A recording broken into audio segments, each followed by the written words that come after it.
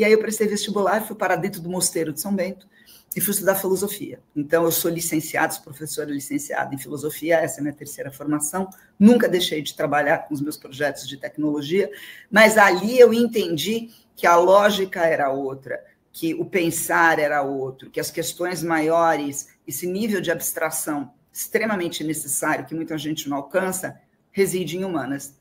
E aí eu coloquei mais uma coisa na minha vida profissional, que é dar aula. Então, hoje eu dou aula de filosofia, de temas contemporâneos. E aí você junta toda a tua expertise técnica, porque quando eu vi teus posts, eu falei, cara, porque eu vi mais o teu pensamento para esse lado. Falei, pô, uma pessoa falando de técnica, e muito do que o nosso tema, e já entrando no nosso tema, para o nosso público já começar a entender, né? Que a gente está falando de blockchain, Web3, a gente quer entrar junto com a IA e a ética. Então, dá um overview para a gente, para o pessoal entender, cara, da onde surgiu esse tema de blockchain, né? Web 3.0, a IA, e a gente vai falar de ética também, ou seja, agora que você mostrou o teu caminho, dá para a gente entender da onde a gente quer chegar, né?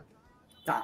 Então vamos começar com a Web 3.0, depois com o blockchain, tá? Eu acho que a história, Zé, que a gente pode dizer que ela começa com a própria evolução da internet, tá?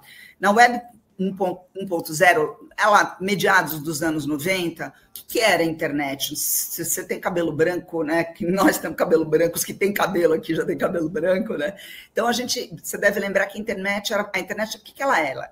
Ela era um grande mural de informação, né? Então, eram sites estáticos, era pouca interação, se acessava, você saía, né? Era uma biblioteca digital. Era solitário, mas era revolucionário. Até aí a gente está de acordo? Uhum. Tá legal. Isso, Web 1.0. Com o tempo, a gente foi chegando naquilo que a gente chama Web 2.0, que muita gente ainda está nela hoje, né? O que é essa Web 2.0? Essa era de redes sociais, de aplicativo e da participação massiva da pessoa física, né? Do cidadão comum. Nessa época, o que a gente começou a fazer? A gente começou a criar conteúdo, a gente começou a compartilhar, a gente começou a comentar, a gente começou a interagir. Só que com um detalhe. Esse processo de chegada, de estruturação da Web 2.0 só se deu porque ele aconteceu em plataformas centralizadas.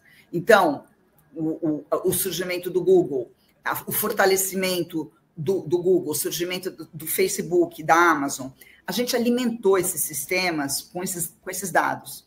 E esses sistemas e essas plataformas, elas nos ofereceram o que em troca? Conveniência. Só que nada é ônus sem bônus e nada é bônus sem ônus. E qual foi o ônus dessa história? Criou-se monopólios, criou-se bolhas de informação e modelos de negócio que hoje a gente entende que são super baseados em sistemas de vigilância, né? Então, a Web 3.0, ela surgiu, no meu ponto de vista, muito criado por sonhadores, muito criado por escritores de ficção científica, por matemáticos, por engenheiros da computação, com uma profunda carga humanística dentro deles, como um movimento para retomar controle, para redesenhar essas estruturas, para descentralizar e principalmente para a gente voltar a ter confiança na internet. Então, e aí, resumindo, para acabar essa primeira resposta, então, o que é a Web 3.0? Essa próxima fase da internet, que para alguns parece que está demorando para chegar, e talvez esteja mesmo, que é marcada por descentralização, propriedade digital e inteligência distribuída.